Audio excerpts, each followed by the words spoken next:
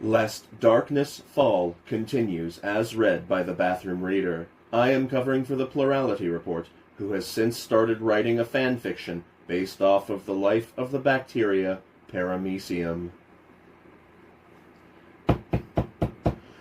Chapter 4. Padaway had resolved not to let anything distract him from the task of assuring himself a livelihood. Until that was accomplished, he didn't intend to stick his neck out by springing gunpowder or the law of gravitation on the unsuspecting Romans. But the banker's war talk reminded him that he was, after all, living in a political and cultural as well as an economic world. He had never, in his other life, paid more attention to current events than he had to, and in post-imperial Rome, with no newspapers or electrical communication, it was even easier to forget about things outside one's immediate orbit. He was living in the twilight of Western classical civilization. The Age of Faith, better known as the Dark Ages, was closing down. Europe would be in darkness from a scientific and technological aspect for nearly 1,000 years. That aspect was, to Padway's naturally prejudiced mind, the most, if not the only, important aspect of a civilization. Of course, the people among whom he was living had no conception of what was happening to them. The process was too slow to observe directly, even over the span of a lifetime. They took their environment for granted and even bragged about their modernity. So what? Could one man change the course of history to the extent of preventing this interregnum? One man had changed the course of history before, maybe. A Carlylean would say yes. A Tolstoyan or Marxist would say no.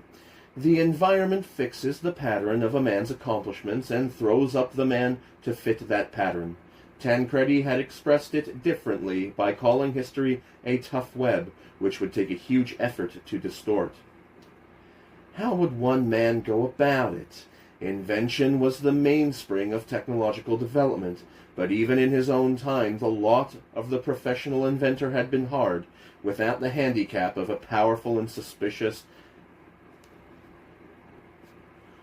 ecclesiasticism.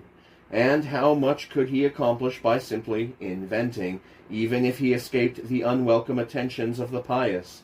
The arts of distilling and metal rolling were launched, no doubt, and so were Arabic numerals, but there was so much to be done and only one lifetime to do it in. What then? Business?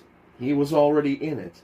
The upper classes were contemptuous of it, and he was not naturally a businessman, though he could hold his own well enough in competition with these 6th century yaps. Politics, in an age when victory went to the sharpest knife and no moral rules of conduct were observable? How to prevent darkness from falling? The empire might have been together longer if it had had better means of communication, but the empire, at least in the West, was hopelessly smashed, with Italy, Gaul, and Spain under the muscular thumbs of their barbarian garrisons. The answer was rapid communication and the multiple record, that is, printing. Not even the most diligently destructive barbarian can extirpate the written word from a culture wherein the minimum edition of most books is 1,500 copies. There are just too many books. So he would be a printer. The web might be tough, but maybe it had never been attacked by a Martin Padway. "Good morning, my dear Martinus," said Tomasis. "How was the copper rolling business?" So. The local smiths are pretty well stocked with strip, and not many of the shippers are interested in paying my prices for such a heavy commodity. But I think I'll clean up that last note in a few weeks. "I'm glad to hear that. What will you do then?" That's what I came to see you about. Who's publishing books in Rome now? Books? Books? Nobody, unless you count the copyists who replace worn-out copies for the libraries. There are a couple bookstores down in the Agiletum, but their stock is all imported. The last man who tried to run a publishing business in Rome went broke years ago. Not enough demand and not enough good authors. You're not thinking of going into it, I hope. Yes, I am. I'll make money at it, too. What? You're crazy, Martinus. Don't consider it. I don't want to see you go broke after making such a fine start. I shan't go broke, but I'll need some capital to start. What? Another loan? But I've just told you that nobody can make money publishing in Rome. It's a proven fact. I won't lend you as on such a harebrained scheme. How much do you think you'd need? About 500 solidi. Aye, you've got mad, my boy. What would you need such a lot for? All you have to do is hire a couple of scribes. Padway grinned. Oh no, that's the point. It takes a scribe months to copy out a work like Cassiodorus's Gothic history by hand, and that's only one copy. No wonder a work like that costs 50 solidi per copy. I can build a machine that will turn out 500 or 1,000 copies in a few weeks to retail for 5 or 10 solidi. But it will take time and money to build the machine and teach an operator how to run it. But that's real money. Oh, God, are you listening?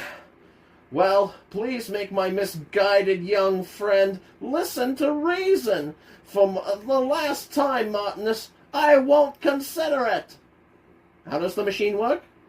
If Padway had known the travail that was in store for him, he might have been less confident about the possibilities of starting a print shop in a world that knew neither printing presses, type, printer's ink, nor paper. Writing ink was available, and so was papyrus, but it didn't take Padway long to decide that these would be impractical for his purposes. His press, seemingly the most formidable job, proved the easiest. A carpenter down in the warehouse district promised to knock one together for him in a few weeks, though he manifested a not unnatural curiosity as to what Padway proposed to do with the contraption. Padway wouldn't tell him. "It's not like any press I ever saw," said the man. "It doesn't look like a felt press, I know. You're the city's new executioner, and this is a new-fangled torture instrument. Why didn't you want to tell me, boss? It's a perfectly respectable trade. But say, how about giving me a pass to the torture chamber the first time you use it? I want to be sure my work holds up, you know." For a bed, they used a piece sawn off the top of a section of a broken marble column and mounted on wheels. All Padway's instincts revolted at this use of a monument of antiquity, but he consoled himself with the thought that one column mattered less than the art of printing. For type, he contracted with a seal cutter to cut him a set of brass types. He had at first been appalled to discover that he would need 10 to 12,000 of the little things, since he could hardly build a typecasting machine, and would therefore have to print directly from the types. He had hoped to be able to print in Greek and Gothic as well as in Latin, but the Latin types alone set him back around 200 solidi, and the first sample set that the seal cutter ran off had the letters facing the wrong way and had to be melted up again. The type was what a 20th century printer would have called 14-point Gothic, and an engraver would have called sans serif. With such big type, he would not be able to get much copy on a page, but it would at least, he hoped, be legible. Padway shrank from the idea of making his own paper. He had only a hazy idea of how it was done, except that it was a complicated process.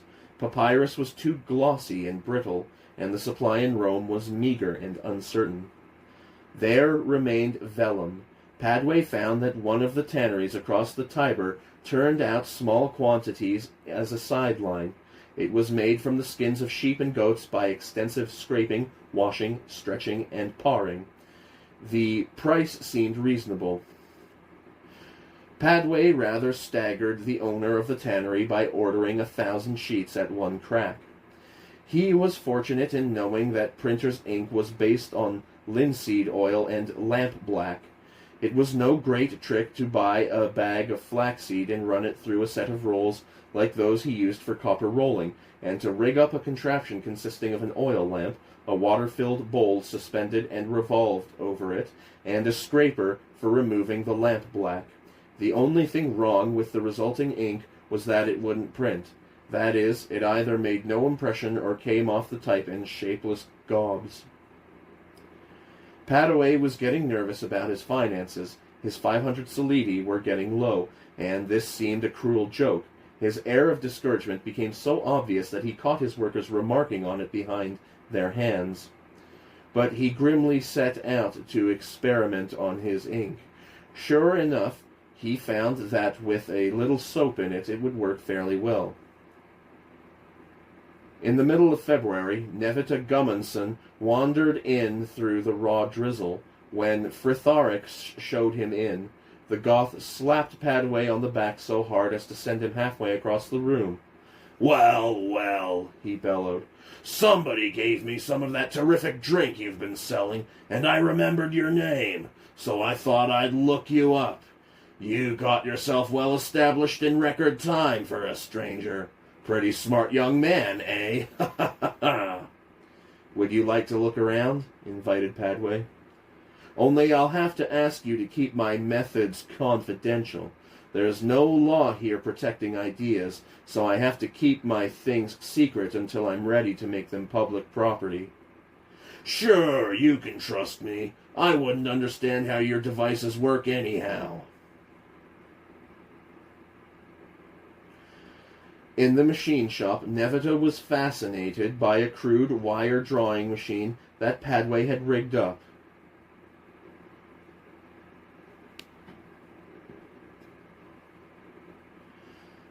"Isn't that pretty?" he said, picking up the roll of brass wire. "I'd like to buy some for my wife. It would make nice bracelets and earrings." Padaway hadn't anticipated that use of his products, but he said he would have some ready in a week. "Where do you get your power from?" asked Nevita. Padaway showed him the workhorse in the backyard, walking around a shaft in the rain. "Shouldn't think that a horse would be very efficient," said the Goth. "You could get a lot more power out of a couple of husky slaves. That is, if your driver knew his whip. Ha ha ha ha." "Oh no," said Padaway. "Not this horse. Notice anything peculiar about his harness?" "Well, yes, it is peculiar, but I don't know what's wrong with it." "It's that collar over his neck. You people make your horses pull against a strap around the throat. Every time he pulls, the strap cuts into his windpipe and shuts off the poor animal's breath. That collar puts the load on his shoulders. If you were going to pull a load, you wouldn't hitch a rope around your neck to pull it with, would you?" "Well," said Nevita dubiously, "maybe you're right. I've been using my kind of harness for a long time, and I don't know that I'd care to change." Padaway shrugged. "Anytime you want one of these outfits, you can get it from Metellus the saddler on the Appian Way. He made this to my specifications. I'm not making them myself. I have too much else to do." Here, Padaway leaned against the doorframe and closed his eyes. "Aren't you feeling well?" asked Nevita in alarm. "No, my head weighs as much as the dome of a pantheon. I think I'm going to bed." "Oh, my word. I'll help you. Where's that man of mine? Herman!" When Herman appeared, Nevita rattled a sentence of Gothic at him, wherein Padaway caught the name of Leo Vecos. Padaway protested. "I don't want a physician." "Nonsense, my boy. It's no trouble. You were right about keeping the dogs outside. It cured my wheezes, so I'm glad to help you." Padaway feared the ministrations of a 6th-century physician more than he feared the grip with which he was coming down. He did not know how to refuse gracefully. Nevita and Frithorix got him to bed with rough efficiency. Frithorix said, "That looks to me like a clear case of elf shot." "What?" croaked Padaway. "Elf shot. The elves have shot you. I know, because I had it once in Africa. A Vandal physician cured me by drawing out the invisible darts of the elves. When they become visible, they are little arrowheads made of chipped flint.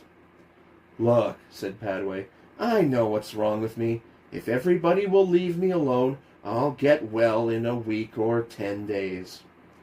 We couldn't think of that, cried Nevita and Fritheric together. While they were arguing, Herman arrived with a sallow, black-bearded, sensitive-looking man. Leo Vekos opened his bag. Padway got a glimpse into the bag and shuddered. It contained a couple of books, an assortment of weeds, and several small bottles holding organs of what had probably been small mammals. Now then, excellent Martinus, said Vekos, let me see your tongue. Say, ah. The physician felt Padway's forehead, poked his chest and stomach, and asked him intelligent-sounding questions about his condition. This is a common condition in winter, said Vekos in a didactic tone. It is something of a mystery. Some hold it to be an excess of blood in the head, which causes that stuffy feeling whereof you complain. Others assert that it is an excess of black bile. I hold the view that it is caused by the conflict of the natural spirits of the liver with the animal spirits of the nervous system. The defeat of the animal spirits naturally reacts on the respiratory system. It's nothing but a bad cold, said Padway. Vekos ignored him. Since the lungs and throat are under their control, the best cure for you is to rouse the vital spirits of the heart to put the natural spirits in their place. He began fishing weeds out of the bag. How about elf shot? asked Fritheric. What? Fritheric explained the medical doctrine of his people. Vekos smiled. My good man, there is nothing in Galen about elf shot, nor in Celsus, nor in Asclepiades. So I cannot take you seriously. Then you don't know much about doctoring, growled Fritheric. Really? Snapped Vekos. Who is the physician? Stop squabbling or you'll make me worse, grumbled Padway. What are you going to do to me? Vekos held up a bunch of weeds. Have these herbs stewed and drink a cupful every 3 hours. They include a mild purgative to draw off the black bile through the bowels in case there should be an excess. Which is the purgative? Asked Padway. Vekos pulled it out. Padway's thin arm shot out and grabbed the weed. I just want to keep this separate from the rest, if you don't mind. Vekos humored him, told him to keep warm and stay in bed, and departed. Nevita and Herman went with him. Calls himself a physician, grumbled Fritheric. I never heard of elf shot. Get Julia, said Padway. When the girl came, she set up a great to-do. Oh, generous master, whatever is wrong with you? I'll get Father Narcissus. No, you won't, said Padway. He broke off a small part of the purgative weed and handed it to her. Boil this in a kettle of water, and bring me a cup of the water. He handed her the rest of the bunch of greenery. And throw these out, somewhere where the medicine man won't see them. A slight laxative should be just the thing, he thought, if they would only leave him alone.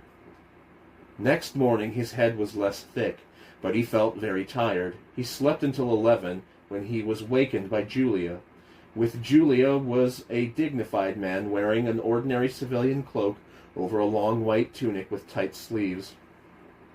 Padway guessed that he was Father Narcissus by his tonsure. My son, said the priest, I am sorry to see that the devil had set his henchmen on you.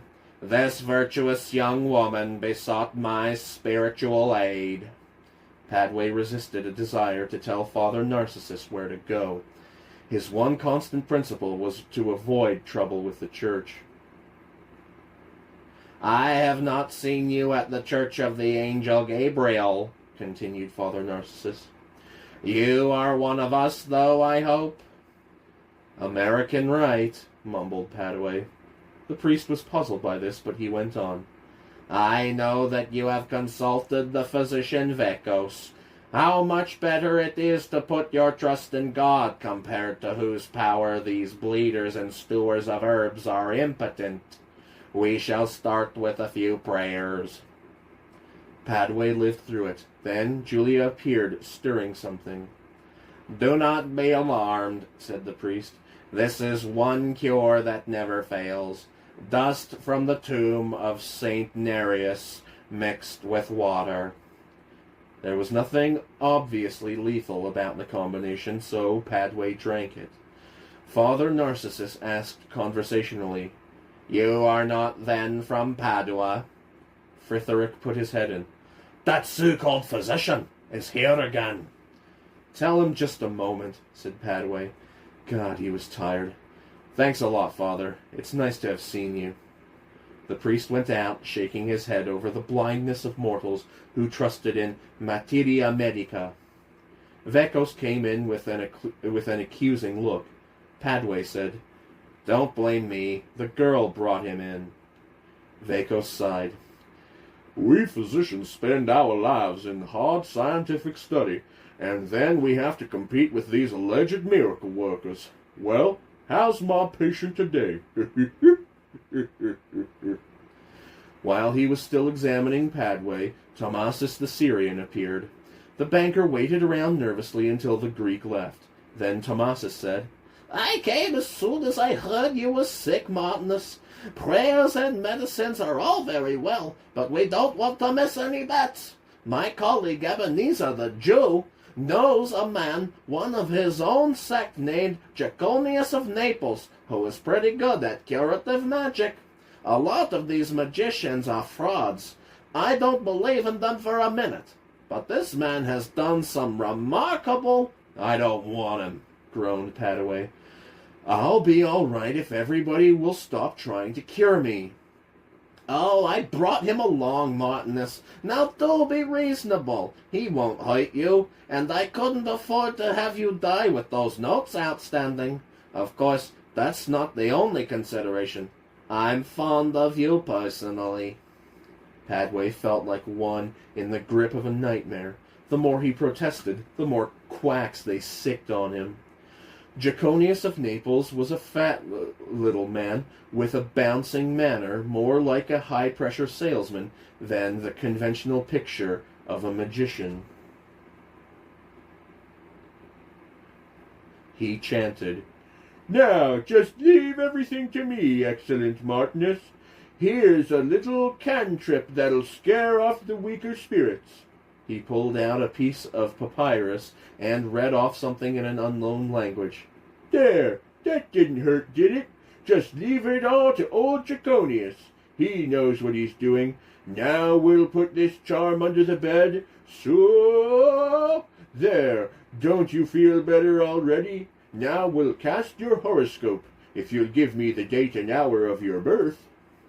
How the hell, thought Padway, could he explain to this damned little quack that he was going to be born 1,373 years hence? He threw his reserve to the winds. He heaved himself up in bed and shouted feebly, "Presumptuous slave! Know you not that I am one of the hereditary custodians of the Seal of Solomon? That I can shuffle your silly planets around the sky with a word and put out the sun with a sentence? And you talk of casting my horoscope?" The magician's eyes were popping. "Whew! I'm sorry, sir. I didn't know." "Shem come for us," yelled Padway. "Ashtaroth, Baal Marduk, Saint Frigidaire, Tippecanoe and Tyler too. Begone, worm. One word from you of my true identity, and I'll strike you down with the foulest form of leprosy. Your eyeballs will rot, your fingers will drop off, joint by joint." But Jaconius was already out the door. Padway could hear him negotiate the first half of the stairway 3 steps at a time, roll head over heels the rest of the way, and race out the front door. Padway chuckled. He told Fritheric, who had been attracted by the noise, You park yourself at the door with your sword, and say that Vekos has given orders to let nobody see me. And I mean nobody. Even if the Holy Ghost shows up, keep him out." Fritheric did as ordered. Then he craned his neck around the doorframe.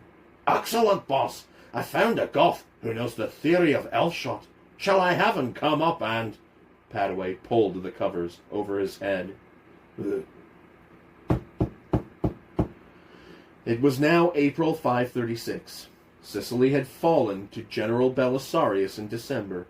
Padway had heard this weeks after it had happened. Except for business errands, he had hardly been outside his house in 4 months in his desperate anxiety to get his press going. And except for his workers and his business contacts, he knew practically nobody in Rome, though he had a speaking acquaintance with the librarians and 2 of Tomasus's banker friends, Ebenezer the Jew and Varden the Armenian. The day the press was finally ready, he called his workers together and said, "I suppose you know that this is likely to be an important day for us. Fritheric will give each of you a small bottle of brandy to take home when you leave, and the first man who drops a hammer or anything on those little brass letters gets fired. I hope none of you do, because you've done a good job and I'm proud of you. That's all." "Well, well," said Tomasus. "That's splendid. I always knew you'd get your machine to run. Said so right from the start. What are you going to print? The Gothic history? Oh, that would flatter the Praetorian prefect, no doubt." "No, that would take months to run off, especially as my men are new at the job. I'm starting off with a little alphabet book. You know, A is for Asinus, B is for Braque, and so on." "That sounds like a good idea. But, Montanus, can't you let your men handle it and take a rest? You look as if you hadn't had a good night's sleep in months." "Well, I haven't, to tell you the truth. But I can't leave. Every time something goes wrong, I have to be there to fix it. And I've got to find outlets for this first book. Schoolmasters and such people. I have to do everything myself, sooner or later. Also, I have an idea for another kind of publication." "What? Don't tell me you're going to start another wild scheme." Now, don't get excited, Tomasus. This is a weekly booklet of news. "Listen, Montanus, don't overreach yourself. You'll get the Scribes Guild down on you. As it is, I wish you'd tell me more about yourself. You're the town's greatest mystery, you know. Everybody asks about you." You just tell them I'm the most uninteresting bore you ever met in your life. There were only a little over 100 freelance scribes in Rome. Padway disarmed any hostility they might have had for him by the curious expedient of enlisting them as reporters. He made a standing offer of a couple of sesterces per story for acceptable accounts of news items. When he came to assemble the copy for his first issue, he found that some drastic censorship was necessary. For instance, one story read, "Our depraved and licentious city governor, Count Honorius, was seen early Wednesday morning being pursued down Broadway by a young woman with a butcher's cleaver in hand. Because this cowardly wretch was not encumbered by a decent minimum of clothing, he outdistanced his pursuer. This is the 4th time in a month that the wicked and corrupt Count has created a scandal by his conduct with women. It is rumored that King Theudahad will be petitioned to remove him by a committee of the outraged fathers of daughters whom he has dishonored. It is to be hoped that the next time the diabolical Count is chased with a cleaver, his pursuer will catch him." Somebody, thought Padway, doesn't like our illustrious Count. He didn't know Honorius, but whether the story was true or not, there was no free press clause in the Italian constitutions between Padway and the city's torture chambers. So the first 8-page issue said nothing about young women with cleavers. It had a lot of relatively innocuous news items, one short poem contributed by a scribe who fancied himself a second Ovid, an editorial by Padway in which he said briefly that he hoped the Romans would find his paper useful, and a short article, also by Padway, on the nature and habits of the elephant. Padway turned the crackling sheepskin pages of the proof copy, was proud of himself and his men, a pride not much diminished by the immediate discovery of a number of glaring typographical errors. One of these, in a story about a Roman mortally wounded by robbers on High Path a few nights back, had the unfortunate effect of turning a harmless word into an obscene one. Oh well, with only 250 copies, he could have somebody go through them and correct the error with pen and ink. Still, he could not help being a little awed by the importance of Martin Padway in this world, but for pure good luck, it might have been he who had been fatally stabbed on High Path. And behold, no printing press, none of the inventions he might yet introduce until the slow natural process of technological development prepared the way for them. Not that he deserved too much credit. Gutenberg ought to have some for the press, for instance. Padway called his paper Tempora Romae, and offered it at 10 sesterces, about the equivalent of 50 cents. He was surprised when not only did the first issue sell out, but Fritheric was busy for 3 days, turning away from his door people who wanted copies that were not to be had. A few scribes dropped in every day with more news items. One of them, a plump, cheerful-looking fellow about Padway's age, handed in a story beginning, "The blood of an innocent man has been sacrificed to the lusts of our vile monster of a city governor, Count Honorius. Reliable sources have revealed that Q. Aurelius Galba, crucified on a charge of murder last week, was the husband of a wife who had long been adulterously coveted by our villainous Count. At Galba's trial, there was much comment among the spectators on the flimsiness of the evidence." "Hey," said Padway, "aren't you the man who handed in that other story about Honorius and a cleaver?" "That's right," said the scribe. "I wondered why you didn't publish it." "How long do you think I'd be allowed to run my paper without interference if I did?" "Oh, I never thought of that." "Well, remember next time. I can't use this story either, but don't let it discourage you. It is well done. A lead sentence and everything. How did you get all this information?" The man grinned. "I hear things, and what I don't hear my wife does. She has women friends who get together for games of backgammon, and they talk." "It's too bad that I don't dare run a gossip column," said Padway. "But you would seem to have the makings of a newspaper man. What's your name?" "George Menandrus." "That's Greek, isn't it?" "My parents were Greek. I am Roman." "All right, George. Keep in touch with me. Some day I may want to hire an assistant to help run the thing." Padway confidently visited the tanner to place another order for vellum. "When will you want it?" said the tanner. Padway told him in 4 days. "That's impossible. I might have 50 sheets for you in that time. They'll cost you 5 times as much apiece as the first ones." Padway gasped. "In God's name, why?" "You practically cleaned out Rome's supply with that first order," said the tanner. "All of our stock, and all the rest that was floating around, which I went out and bought up for you. There aren't enough skins left in the whole city to make 100 sheets. And making vellum takes time, you know. If you buy up the last 50 sheets, it will be weeks before I can prepare another large batch." Padway asked, "If you expanded your plant, do you suppose you could eventually get up to a capacity of 2,000 a week?" The tanner shook his head. "I should not want to spend the money to expand in such a risky business, and if I did, there wouldn't be enough animals in central Italy to supply the demand." Padway recognized when he was licked. Vellum was essentially a byproduct of the sheep and goat industry. Therefore, a sudden increase in demand would skyrocket the price without much increasing the output. Though the Romans knew next to nothing of economics, the law of supply and demand worked here just the same.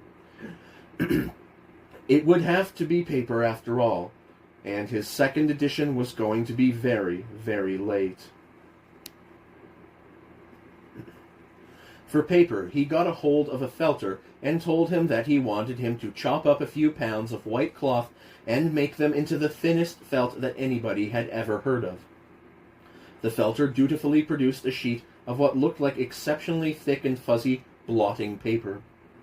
Padway patiently insisted on finer breaking up of the cloth, on a brief boiling before felting, and on pressing after. As he went out of the shop, he saw the felter tap his forehead significantly. But after many trials, the man presented him with a paper not much worse for writing than a 20th century paper towel. Then came the heartbreaking part. A drop of ink applied to this paper spread out with the alacrity of a picnic party that has discovered a rattlesnake in their midst. So Padway told the felter to make up 10 more sheets, and into the mush from which each was made to introduce one common substance: soap, olive oil, and so forth. At this point, the felter threatened to quit, and had to be appeased by a raise in price. Padway was vastly relieved to discover that a little clay mixed with the pulp made all the difference between a fair writing paper and an impossible one. By the time Padway's second issue had been sold out, he had ceased to worry about the possibility of running out of paper. But another thought moved into the vacated worrying compartment in his mind. What should he do when the Gothic War really got going? In his own history, it had raged for 20 years up and down Italy. Nearly every important town had been besieged or captured at least once. Rome itself would be practically depopulated by sieges, famine, and pestilence. If he lived long enough, he might see the Lombard invasion and the near extinction of Italian civilization. All this would interfere dreadfully with his plans. He tried to shake off the mood. Probably the weather was responsible. It had rained steadily for 2 days. Everything in the house was dank. The only way to cure that would be to build a fire, and the air was too warm for that already. So Padway sat and looked out at the leaden landscape. He was surprised when Fritheric brought in Thomas's colleague, Ebenezer the Jew. Ebenezer was a frail-looking, kindly oldster with a long white beard. Padway found him distressingly pious. When he ate with the other bankers, he did not eat at all, to put it Irishly, for fear of transgressing one of the innumerable rules of his sect. Ebenezer took his cloak off over his head and asked, "Where can I put this where it won't drip, excellent Martinus?"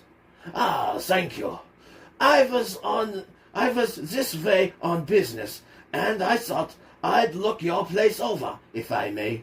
It must be interesting, from Thomas's accounts." He wrung the water from his beard. Padway was glad of something to take his mind off the ominous future. He showed the old man around. Ebenezer looked at him from under bushy white eyebrows. "Ah, now I can believe that you are from a far country, from another world almost. Take that system of arithmetic of yours.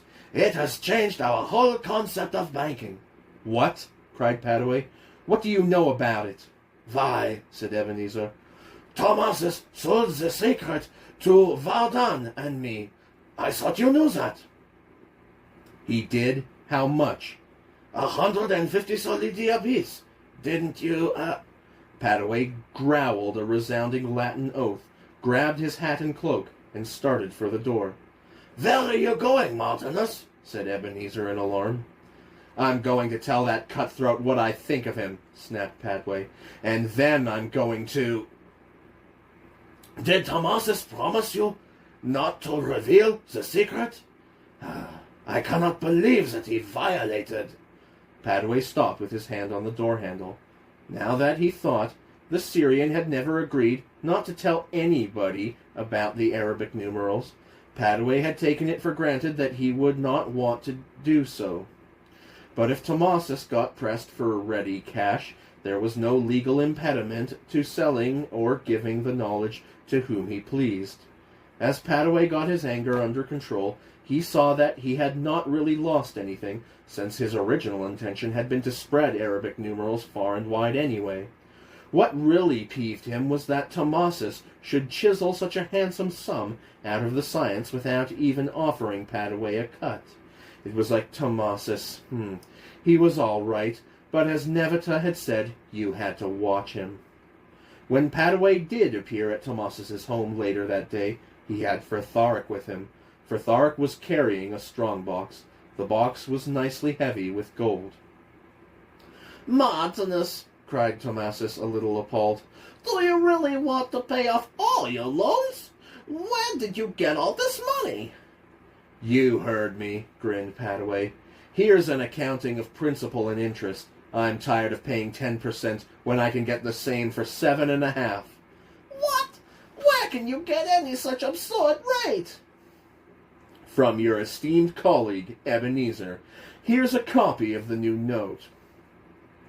Well, I must say I wouldn't have expected that of Ebenezer. If all this is true, I suppose I could meet his rate. You'll have to better it after what you made from selling my arithmetic. Now, Martinus, what I did was strictly legal. I didn't say it wasn't. Oh, very well. I suppose God planned it this way. I'll give you 7 4/10. Padaway laughed scornfully. 7 then, but that's the lowest. Absolutely, positively, finally. When Padaway had received his old notes, a receipt for the old loans, and a copy of the new one, Tomasis asked him, How did you get Ebenezer to offer you such an unheard of figure? Padaway smiled. I told him he could have had the secret of the new arithmetic from me for the asking. Padaway's next effort was a clock. He was going to begin with the simplest design possible. A weight on the end of a rope, a ratchet, a train of gears, the hand and dial from a battered old clepsydra or water clock he picked up second-hand, a pendulum, and an escapement. One by one he assembled these parts, all but the last. He had not supposed that there was anything so difficult about making an escapement. He could take the back cover off his wristwatch and see the escapement wheel there, jerking its merry way around. He did not want to take his watch apart for fear of never getting it together again. Besides, the parts thereof were too small to reproduce accurately. But he could see the damned thing. Why couldn't he make a large one? The workman turned out several wheels and the little tongs to go with them. Padaway filed and scraped and bent, but they would not work. The tongs caught the teeth of the wheels and stuck fast, or they did not catch at all, so that the shaft on which the rope was wound unwound itself all at once. Padaway at last got one of the contraptions adjusted, so that if you swung the pendulum with your hand, the tongs would let the escapement wheel revolve one tooth at a time. Fine, but the clock would not run under its own power. Take your hand off the pendulum, and it made a couple half-hearted swings and stopped. Padaway said to hell with it. He'd come back to it some day when he had more time and better tools and instruments. He stowed the mess of cogwheels in a corner of his cellar. Perhaps, he thought, this failure had been a good thing, to keep him from getting an exaggerated idea of his own cleverness. Nevita popped in again. All over your sickness, Martinus? Fine. I knew you had a sound constitution. How about coming out to the Flaminian racetrack with me now and losing a few solidi? Then come on up to the farm overnight. I'd like to a lot, but I have to put the Times to bed this afternoon. Put to bed? Queried Nevita. Padaway explained. Nevita said, I see. I thought you had a girlfriend named Tempora. Tomorrow for supper, then. How shall I get there? You haven't a saddle horse? I'll send Herman down with one tomorrow afternoon. But mind, I don't want to get him back with wings growing out of his shoulders. It might attract attention, said Padaway solemnly. And you'd have a hell of a time catching him if he didn't want to be bridled. So the next afternoon, Padway, in a new pair of rawhide Byzantine jackboots, set out with Herman up the Flaminian Way. The Roman Campagna, he noted, was still fairly prosperous farming country. He wondered how long it would take for it to become the desolate, malarial plain of the Middle Ages. How were the races? He asked. Herman, it seemed, knew very little Latin, though that little was still better than Padway's Gothic. Oh, my boss, he terribly angry. He talk, hot sport. But hate lose money. Lose 50 sesterces on horse. Make noise like, lion with goutage. At the farmhouse, Padway met Nevita's wife, a pleasant, plump woman who spoke no Latin, and her eldest son, Dagolaith, a Gothic Skyo, or Marshal, home on vacation. Supper fully bore out the stories that Padway had heard about Gothic appetites. He was agreeably surprised to drink some fairly good beer after the bilge water that went by that name in Rome. "I've got some wine if you prefer it," said Nevita. Thanks, but I'm getting a little bit tired of Italian wine. The Roman writers talk a lot about their different kinds, but it all tastes alike to me. "That's the way I feel. If you really want some, I have some perfumed Greek wine as well." Padway shuddered. Nevita grinned. "That's also the way I feel. Any man who'd put perfume in his liquor probably swishes when he walks. I only keep the stuff for my Greek friends like Leo Vekos. Reminds me, I must tell him about your cure for my wheezes by having me put my dogs out. He'll figure out some fancy theory full of long words to explain it." Dagolaith spoke up. Say, Martinus, maybe you have inside information on how the war will go. Padway shrugged. All I know is what everybody else knows. I haven't a private a private channel of information to heaven. If you want a guess, I'd say that Belisarius would invade Bruttium this summer and besiege Naples by August. He won't have a large force, but he'll be infernally hard to beat. Dagolaith said, Huh, we'll let him up, all right.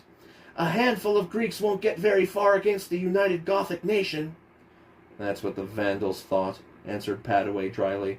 Ah, said Dagolaith, but we won't make the mistakes the Vandals made. "I don't know, son," said Nevita. "It seems to me we are making them already, or others just as bad. This king of ours, all he's good for is hornswoggling his neighbors out of land and writing Latin poetry and digging around in libraries. It would be better if we had an illiterate one, like Theoderic, of course," he added apologetically. "I admit I can read and write.